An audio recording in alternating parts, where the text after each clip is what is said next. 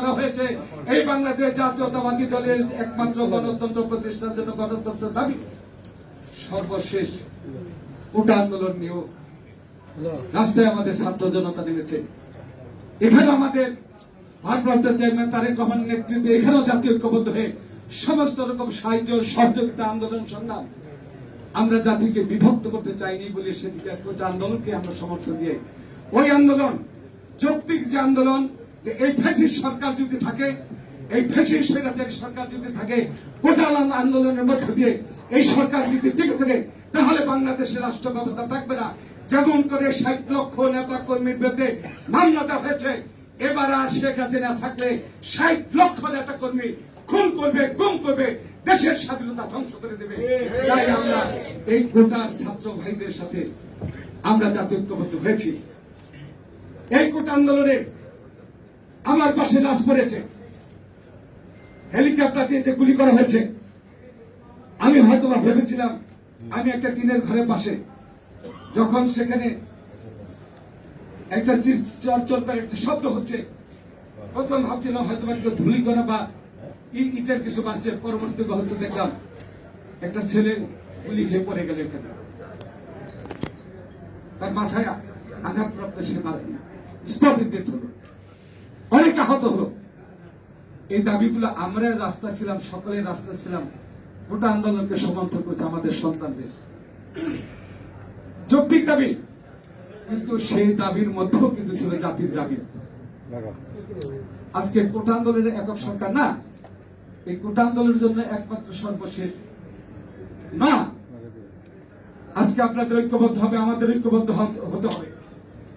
আমাদের নেতা ভারপ্রাপ্ত চেয়ারম্যান স্পষ্ট এই সরকারকে জানিয়ে দিয়েছেন, প্রফেসর ইউনূসকে জানিয়ে দিয়েছেন, জাতিকে জানিয়ে দিয়েছেন, এই সরকার যদি ব্যর্থ হয় তাহলে জাতি ব্যর্থ হবে। এই সরকার যদি ব্যর্থ হয় তাহলে আমাদের সেই অতীত যে সমস্ত সন্তানেরা, আমাদের ভাইরা, নেতা কর্মীরা শাহাদাত বরণ করেছেন, সকলের আত্মা প্রশ্নবিদ্ধ হবে। তাই আজকে বলতে চাই, দীর্ঘায়িত করতে চাই না, আমি সরকারকে বলতে চাই, স্টেডিয়াম বানাবেন সারা বাংলাদেশে না, এই সময় আপনাদের তো স্টেডিয়াম বানানোর সময় আপনাদের দেওয়া হয় না। আপনি বিভিন্ন দেশে বড় বড় বিল্ডিং করবেন, এত কিছু করবেন, সে আরেকটা হাইওয়ে করবেন, এটা তত্ত্বাবধায়কের কাজ না। তত্ত্বাবধায়কের কাজ দ্রুত, জাতি যে কারণে এত আন্দোলন সংগ্রাম করলেন একটি নিরপেক্ষ নির্বাচনের জন্য, এই নিরপেক্ষ নির্বাচনের জন্য আপনাদের এখানে আপনাদেরকে তত্ত্বাবধায়ক হিসেবে দেওয়া হয়েছে। শব্দেরই তো মিল, একটা গণপ্রজাতন্ত্রী বাংলাদেশ সরকার, অর্থাৎ প্রজাতন্ত্র, জনগণ যাকে নির্বাচিত করবে সেটা হলো গণপ্রজাতন্ত্রী বাংলাদেশ। আর আপনি তত্ত্বাবধায়ক, অন্তর্বর্তী একটা টাইম, হঠাৎ টাইমের জন্য আপনার অবস্থান নিচ্ছে। সেটা একটা কি, এই সাময়িক সময়ের মধ্যে জাতির কাঙ্ক্ষিত, জাতির চাওয়া, সেটা হলো একটা নির্বাচন। এই নির্বাচনটাকে আমরা কিন্তু আপনাদেরকে আগে বলেছি যে আপনাদের যদি ব্যর্থ হয় তাহলে বাংলাদেশ ব্যর্থ হয়ে যাবে। আপনারা যদি ব্যর্থ হন তাহলে এদেশের গণতন্ত্র ধ্বংস হয়ে যাবে।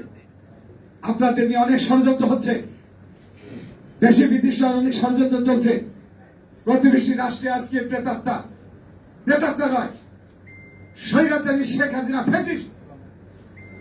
সেই দ্বিতীয় বিশ্বযুদ্ধের হিটলারের নাৎসি বাহিনীর পরে যে আরেকটি বাহিনী পৃথিবীতে আবির্ভূত হয়েছে, এই ফ্যাসিস্ট, সেই ফ্যাসিস্ট অবস্থান করছে ভারত।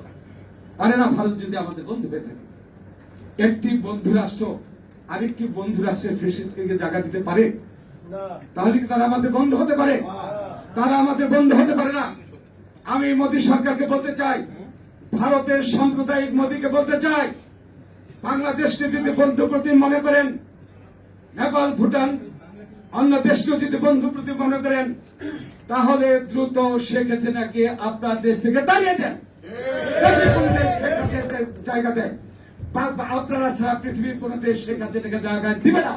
কারণ পৃথিবীর মানুষ দেখেছে কত বড় ফ্যাসিস্ট হলে এভাবে ছাত্র জনতাকে গুলি করে হত্যা করতে পারে, প্লেন দিয়ে আপনার সেই হেলিকপ্টার দিয়ে হত্যা করতে পারে। সারা পৃথিবী আজকে এটা জানে বলে আজকে পৃথিবীর মানুষ আজকে তারেক রহমানকে স্বীকৃতি দিয়েছে, বাংলাদেশের মানুষ তারেক রহমানের অপেক্ষা আছে। আসলে আমরা আগামী দিনে এই সরকার দ্রুত রোড ম্যাপ দিবেন অথবা নির্বাচন ঘোষণা করবেন। আমরা সেই তারেক রহমানের নেতৃত্বে আমরা যেমন জাতীয় ঐক্যবদ্ধ ছিলাম, সেই ঐক্যবদ্ধের মধ্য দিয়ে এদেশে গণতন্ত্র প্রতিষ্ঠা করে আমরা আমাদের ভোটের মধ্য দিয়ে আমরা বাংলাদেশ জাতীয়তাবাদী দল সরকার গঠন করে এদেশের আন্দোলন সংগ্রামের চাহিদা পূরণ করব। আপনাদের সবাইকে ধন্যবাদ।